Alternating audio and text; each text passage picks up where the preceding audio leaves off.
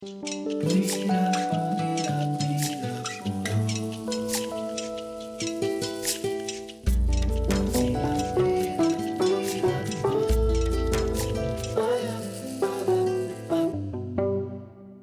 Brasil, o destino de muitas mulheres parece traçado desde o ventre, que é suceder a avó, a mãe, as tias no trabalho doméstico. Um ciclo inquebrantável que é uma herança da escravidão. Mas o que resta depois de uma vida inteira dedicada a outras famílias? É sobre isto o livro de estreia da nossa convidada de hoje, Eliane Marques. Muito bem-vinda, Eliane. Seu livro Louças de Família. Mas a gente vai falar dele daqui a pouquinho, porque antes eu queria saber um pouco da Eliane Marques. Aliás, vamos aproveitar o momento para fazer esse manifesto das Elianes e das Elianas. São pessoas diferentes, né? Com trajetórias diferentes. E você tem uma trajetória no sul do Brasil. Tão marcado pelo imaginário nacional como europeu. E você está ali na fronteira. Então, como é ser essa autora negra que escreve sobre um tema que, atravessa o Brasil inteiro, mas estando num lugar do país tão marcado pelo imaginário nacional por outra identidade? Eliana, é um grande prazer, uma grande alegria estar aqui contigo. Eu sou tua fã. Sou fã da Eliana escritora, da Eliana apresentadora e jornalista. E a tua pergunta me permite pensar as mulheres negras como essas que estão na vanguarda de vários movimentos. Um desses movimentos é o movimento literário. Eu nasci na fronteira entre Rio Grande do Sul e Uruguai. Se atravessa uma rua para se chegar ao Uruguai, para se chegar à cidade de Rivera. E esse atravessar a rua também é atravessar uma língua, atravessar um gênero e atravessar torcendo esse destino das mulheres negras, mulheres destinadas ao trabalho doméstico, especialmente doméstico, e que agora vamos pensar em Maria Firmina dos Reis, por exemplo, desde 1853, 54, torcendo esse destino, trazendo para perto de si a literatura. Então, ser uma autora negra gaúcha, mas especialmente da fronteira, me coloca numa posição de dizer, aqui no Sul existem mulheres negras, existem mulheres escritoras, intelectuais e existem mulheres que estão na vanguarda de alguma coisa, por mais que alguns não queiram pensar isso como vanguarda. Então, essa posição de mulher negra no Sul permite um furo, permite um movimento. Eu gosto muito, Eliana, de trazer aquele tã de Ogum, aquele tã em que se narra que Ogum e outros orixás vinham se aproximando da terra, vinham do Orum ao Aiê, e havia ali uma rocha, uma montanha, um obstáculo que impedia a aproximação entre orixás e as pessoas que já estavam aqui na terra, no Aiê. Várias orixás e vários orixás tentaram rasgar a rocha, mas não conseguiam. Por quê? Não tinham um instrumento adequado. E não ter esse instrumento adequado não significa uma propriedade de algo, uma posse de algo, mas sim um desejo de modificar alguma coisa. Então foi lá, Iemanjá não conseguiu, Oxum não conseguiu, Oxóssi não conseguiu, foi Ogum.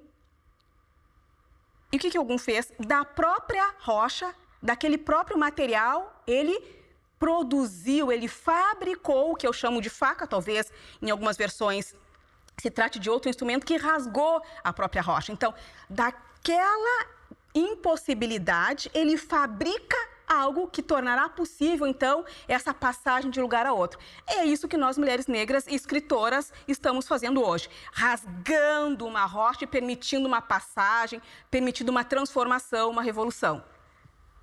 Muito maravilhoso. E aí você é advogada, você é psicanalista, você é tradutora, ou seja, é uma multiplicidade, é uma diversidade dentro de uma só pessoa, tão profunda e todas atividades ligadas à linguagem, ligadas ao contar, ao relacionamento, enfim. Como é que você traz esse universo, Eliane Marques, para o teu livro de estreia? Como é que você se vê inserido dentro dessa história? Eliana Alves. Eu vou confessar que nesse momento eu gostaria de ser apenas escritora, de poder me sentar no meu escritório e continuar escrevendo. Mas sim, eu comecei essa carreira torcendo o destino como uma estudante de pedagogia. Então, eu sou graduada em pedagogia, eu não quis trabalhar nesse ramo, porque a remuneração seria muito pouca para aquilo que eu quero da minha vida. Então, aí também eu já começo a fazer uma outra torção com o apoio da minha mãe, com o apoio do meu pai, da minha irmã, dos meus irmãos. Então, eu fiz a graduação em Direito, passei num concurso público, em vários concursos, mas atualmente eu sou auditora do Tribunal de Contas do Estado e é essa função que me permite, nos finais de semana e à noite, me sentar e escrever, porque, como se diz, eu posso ter os meus boletos pagos. É estranho para nós, né, as mulheres. A gente se cala, se prevenindo de violências. A gente se cala como armadura. E o Louças de Família é um tema que eu acho, esse tema, né, do trabalho doméstico, das mulheres que são passadas de geração em geração como objetos, é um tema muito caro para nós, porque essa situação do trabalho doméstico no Brasil é algo tão naturalizado e tão permeado de questões na sociedade brasileira, que a gente às vezes não pensa, né, na profundidade que é você ter gerações e gerações de mulheres numa mesma família, servindo aquela mesma família. Como é que você vê essa questão hoje, né? A gente tem já várias obras abordando isso, tanto no audiovisual como na literatura. Você, no teu livro, traz com uma delicadeza, mas também tem aí uma dureza, né? Tem uma faca afiada por trás das palavras também, né? Como você vê a questão do trabalho doméstico hoje no Brasil? Gosto muito quando tu traz essa palavra fabulação, porque há uma distinção entre a Eliane, por exemplo, que está aqui hoje contigo, a Eliane que produz um livro como Louças de Família e outras Elianes que estão por aí. Então, Louças de Família é uma produção escrita, é uma produção literária, é uma ficção. Sim. E nessa ficção, eu me sirvo dessas construções sobre mulheres negras e trabalho doméstico. E é uma passagem do livro que eu gosto muito, que diz respeito a essa expressão casas de família, que eu ouvia muito quando eu era criança e adolescente. Olha, tua mãe foi trabalhar numa casa de família, a tua avó trabalhou numa casa de família. Como assim casa de família? E as nossas casas não são casas de família? Por que essa indicação, essa afirmação da casa dos brancos, como nós dizíamos, por que essas casas receberem essa designação de família e as nossas casas não? Então, eu ouvia teorizações da sociologia, da antropologia, mas eu gostaria de que a literatura se apropriasse um pouco disso. E eu mesma, então, o fiz contando através de um Itã que saiu, então, da mão dessa escritora Eliane, em que diz que uma ancestra nossa vinha, então, pelas águas do rio, e esse rio, que na tradição africana vem e vai, que é um rio circular, naquele momento é um rio em linha reta.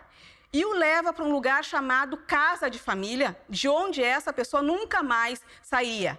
Mas Tudo isso se deveu a uma profecia que a nossa ancestra não reconheceu ou não leu como uma profecia. Então, é a criação de um Itã em que nós, de alguma forma, falamos do que poderia ser isso e retiramos, então, da mão de teorias ditas científicas, que geralmente nos colocam num lugar de subpessoa, tiramos daí, vamos poder fabular sobre isso para poder transformar aí também. Sim, muito bacana. E olha, Eliane, essa questão da circularidade, das coisas que vão e que voltam, em que momento a gente deve continuar o círculo, o desenho do círculo, e em que momento a gente deve interrompê-lo, mudar o curso do rio? Mas você vai me responder isso depois do nosso intervalinho aqui para o Dando a Letra, que é a dica de literatura da semana para você. O livro que eu vou indicar hoje vai ser O Escravo, da Carolina Maria de Jesus. Carolina Maria de Jesus brilhou aí como um dos mais importantes nomes da nossa literatura brasileira contemporânea. E neste livro aqui ela vai falar sobre a história de um casal de primos que tem o seu romance proibido. Apesar do título, O Escravo, esta não é uma história sobre a escravização de um povo ou de uma pessoa em si, mas é sim uma reflexão de como às vezes nós nos tornamos escravos dos nossos próprios amores. Essa edição foi lançada no ano passado e tem como uma das curadoras Conceição Evaristo, que fez questão de preservar o texto da Carolina conforme ela escrevia a próprio punho. É muito interessante, vale muito a pena ler e eu recomendo muito essa história aqui.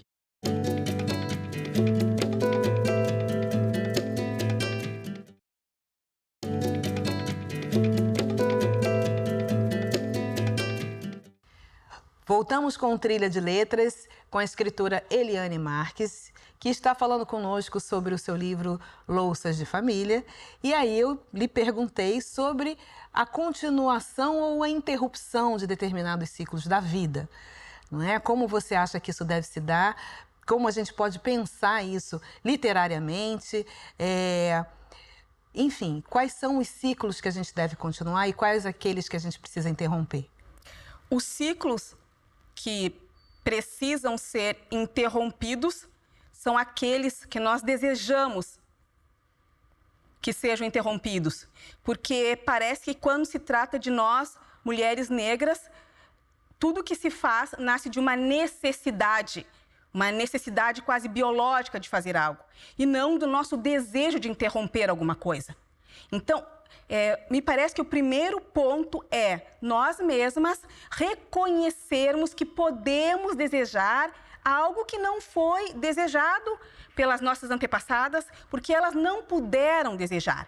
E reconhecer-se nesse lugar, daquela que eu desejo. Se eu desejo, sim, existem várias circunstâncias sociais, econômicas, políticas que impedem algo. Mas o primeiro passo é isso. Nós podemos fazer outra coisa. Bom, então agora nós vamos nos unir para que isso seja possível.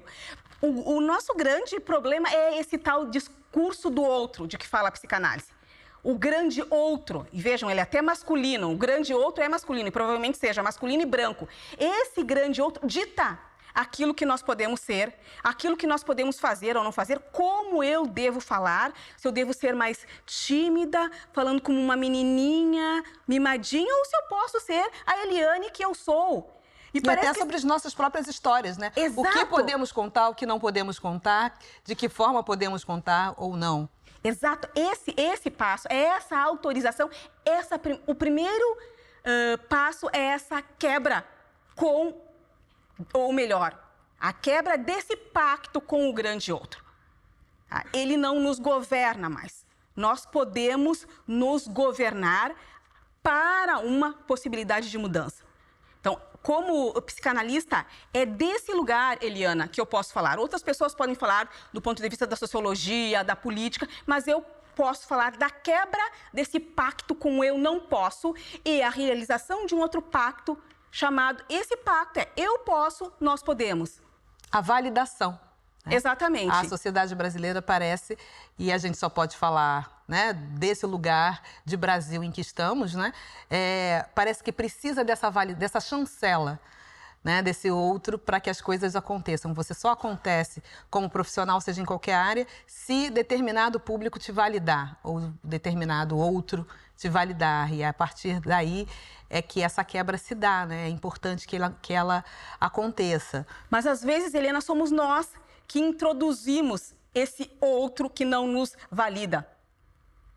E se nós, digamos assim, devolvermos para fora esse grande outro, como o Exu fez, devolveu tudo aquilo que comeu e a partir dessa devolução firmou um outro pacto onde todos têm lugar, todos têm um lugar à mesa, né? Se nós pudermos fazer isso, colocar para fora esse que valida, nos pondo nesse lugar, digamos assim, de destaque, eu acho que aí nós temos já um movimento. Porque, por exemplo, no Rio Grande do Sul existem poucas mulheres que escrevem romances. Pouquíssimas mulheres que escrevem romances. E muitos dizem, não, como uma mulher negra vai escrever romance? Mulher negra escreve, como muito, poemas. O que tu vai te meter a escrever um romance? Bom, mas eu digo, eu posso escrever romance e eu vou escrever um romance. Então eu já tiro esse grande outro do lugar de me validar ou de me invalidar. Às vezes tem algumas pacientes que dizem, eu não fiz tal coisa porque tal pessoa disse que eu não poderia fazer. Tá, mas por que tu está dando poder para essa pessoa? E nós fazemos isso, nós concedemos muito poder a esse outro e não concedemos poder a outra de nós. A outra que pode ser outra coisa. Sim. Eu vejo a força da ancestralidade, a força de todas as entidades, né, que permeiam algumas religiões de matriz africanas, na tua fala e também na tua escrita. E você é tradutora de idiomas africanos. Como é que é esse contato com um idioma que foi negado ao Brasil, né? Porque as pessoas chegaram aqui, elas precisaram mudar de nome e elas precisaram aprender outro idioma para sobreviver. E a gente sabe, né? Na língua se assenta muita coisa, se assenta modos de pensar, cultura. Como foi esse resgate para você? Bom, esse resgate chega por meio da leitura. Em determinado momento da minha vida, eu cansei de ler autoras e autores brancos que estavam sempre dizendo a mesma coisa. Eu fui em busca da literatura africana, Butcher Mecheta, Chinua Achebe, o Wole Soyinka. E a partir dessas leituras é que eu fui me aproximando dessas línguas, que são nossas línguas ancestrais e que de algum modo, Eliana, elas falam em nós, ou melhor, elas pedem saída. Elas pedem para que sejam faladas, mas que existe uma repressão em cima dessas línguas.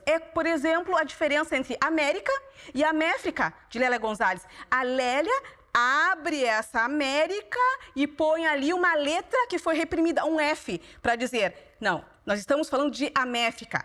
Esse lugar virtual conformado pelos povos originários, pelos povos africanos e por outros povos. Mas esse F está reprimido, nós precisamos levantar esse F. Então, as línguas africanas me aproximam desse F que foi reprimido e que agora, então, nós podemos levantar e falar dele de um modo que nos traga alegria, que nos traga felicidade, que nos traga também dor, mas nos traz alguma coisa. E não aparece ali como sintoma só latejando e latejando. Sim, voltando à questão da fabulação, uma crítica muito comum de ouvir para nós, mulheres negras que escrevemos, tudo é escrevivência, tudo é, enfim, né, experiência própria, fabulada e tal. Esse lugar, né, da ficção, como você enxerga a tua interferência naquela história, no texto? Como você vê essa questão da escrevivência? Não há como se escrever senão a partir de si mesmo. Esse é o primeiro ponto. Segundo ponto, nós estamos inseridas e inseridos numa linguagem que é mais ou menos comum. Então, nós nos apropriamos dessa linguagem e a produzimos e a reelaboramos de uma forma estética. Eu faço isso de um jeito, a Eliana faz de outro, e autores brancos e autoras brancas fazem de um outro jeito. Mas tudo isso se trata de uma apropriação da linguagem. Acontece, Eliana, que existem algumas palavras que estão deixadas de lado. Empregada doméstica, casa de família, meu avô que foi escravizado e que trabalhou numa charqueada. Isso aparece reprimido como esse F reprimido da América de que fala a Lélia. E o que nós estamos fazendo? Nós estamos levantando essas histórias, estetizando essas histórias que outros não quiseram estetizar. Bom, problema deles, estão perdendo e muito. Nós estamos nos apropriando da linguagem e produzindo uma estética nova em cima disso. Agora, por que isto é lido como mera vivência negra? Bom, porque essas pessoas não têm essa vivência. Nós podemos dizer meras vivências brancas, como eu me cansei das vivências brancas, se assim nós quisermos falar. Sim. Eu acho que você está certíssima. E mais não digo. E peço que você leia um trecho do Louças de Família para a gente degustar aqui com você. É bom ouvir a palavra certíssima e não a palavra bravíssima. Bravo, Eliana. Bravíssima. Bravíssima no aplauso, não sim, na ferocidade. Não existe isso. Sobrou isso de sua morte. As contas impagas, luz, água, blusas, calça-saias, camisetas. Jesus também te ama, compradas a prazo, de uma irmã da igreja, tão pobre quanto convicta da superioridade carola. Coisas pequenas tão enormes para aquelas que a suportam, para as que ficaram com o dever de pagar, de manter limpo seu retrato. Conta de celular? Não sei. Acho que não usava. O legado dessas contas me dói, feito sapato de salto, fino bico, apertado. Dele não posso abrir mão, como não posso renunciar ao medo de um final supostamente pequeno, supostamente mesquinho, num hospital onde tudo falta, numa cidadezinha que não se decide entre o nome de Santa, nome de Ana ou de Liberdade. Bravíssimo. Obrigada, Eliana. Então, linda, me fala uma coisa. Pesquisa. Porque você, com todos os saberes, com todos os conhecimentos que, enfim, te fazem e que, obviamente, contaminam no sentido de afetar o que você escreve, há também um trabalho arqueológico aí, de pesquisa de uma realidade para a produção dos teus livros, dos teus textos. Como você se relaciona com a pesquisa e como você se relaciona com a memória deixada, né, com os documentos. Porque para a população negra isso parece ser a tal pedra a ser rasgada. Nós temos uma história apagada em muitas camadas. Como é a tua relação com a pesquisa para a literatura? Eliana, me parece que essa questão que se dá entre o documento escrito e as narrativas orais que nós recebemos ou que nós compartilhamos das nossas ancestrais é a mesma problemática que se dá entre oralidade, por exemplo, e literatura escrita. Eu entendo que essas histórias que nós ouvimos de nossas avós, de nossas bisavós, têm valor de documento. Porque vamos pensar na tradição de matriz africana. Como é que a história ela se encarna e permanece? Através dos itãs, através dos oriquis, isso que vem de uma geração para outra e que essa outra geração incorpora. Por exemplo, quando alguém diz um oriqui, o oriqui está na fala, está na língua, mas também está no corpo. Então, essa pesquisa que eu fiz, por exemplo, para o Louças de Família, é uma pesquisa que tem acento nessas histórias contadas e tem acento naquilo que falta nos documentos escritos. Por exemplo, eu pesquisei registros de propriedade. em que consta ali, o senhor fulano de tal, estancieiro, não sei o que, passou para o senhor João da Silva, tal propriedade. E eu sei que o senhor João da Silva era casado com uma mulher, casado em comunhão de bens, mas o nome da mulher negra, não aparece ali. Então aí está uma lacuna que vai fazer com que eu produza literatura a partir disso que falta, inclusive, no documento escrito. Sim. São buracos, né? É como uma grande colcha que tem vários buracos e a gente tem a chance aí de preencher essas lacunas com a fabulação, mas como disse a Saidiya Hartman, uma fabulação crítica. Uma fabulação muito plausível e que tange a realidade de uma forma muito certeira. Você está na produção de mais alguma coisa? Quais são as cenas dos próximos capítulos de Eliane Marques? Eliana! Bom, eu estou escrevendo um livro de teoria sobre a psicanálise americana, que é justamente essa vertente da psicanálise que busca recuperar essa memória abafada e que ainda não pôde ser falada. Então, é um livro teórico. Um outro livro de sessões de psicanálise. Esse livro é composto por 10 pacientes. A maioria de pacientes negros e mulheres negras, predominantemente. E a cada sessão, uma paciente traz algo da sua vida que tange ou ao gênero, ou a raça social, ou a classe social, ou a tudo isso junto. E tem uma psicanalista, que ainda não tem nome, que vai, digamos assim, por meio dessa psicanálise americana, tentar levantar o que é que traz sofrimento ali, transformar, junto com essa paciente, algo desse sintoma. Muito maravilhosa essa produção, Eliane. Preciso te dizer que eu também sou sua fã. Preciso te dizer que é incrível o seu trabalho. E é uma felicidade, sabe? Eu acho que estamos vivendo um novo tempo, felizmente. Ainda há muito o que andar, o que percorrer. O Brasil é enorme, com muitas coisas que não foram ditas, não foram cantadas, não foram fabuladas, não foram... Mas a gente está vivendo um novo tempo. Eu me lembro quando eu escrevi o Água de Barrela, eu era apenas, sei lá, a 11ª mulher preta a escrever um romance. E hoje, felizmente, temos tanta gente produzindo tanta coisa. E é isso. E foi um prazer enorme te receber aqui. E muito sucesso para você, para o Louças de Família. Por favor, leiam Eliane Marques.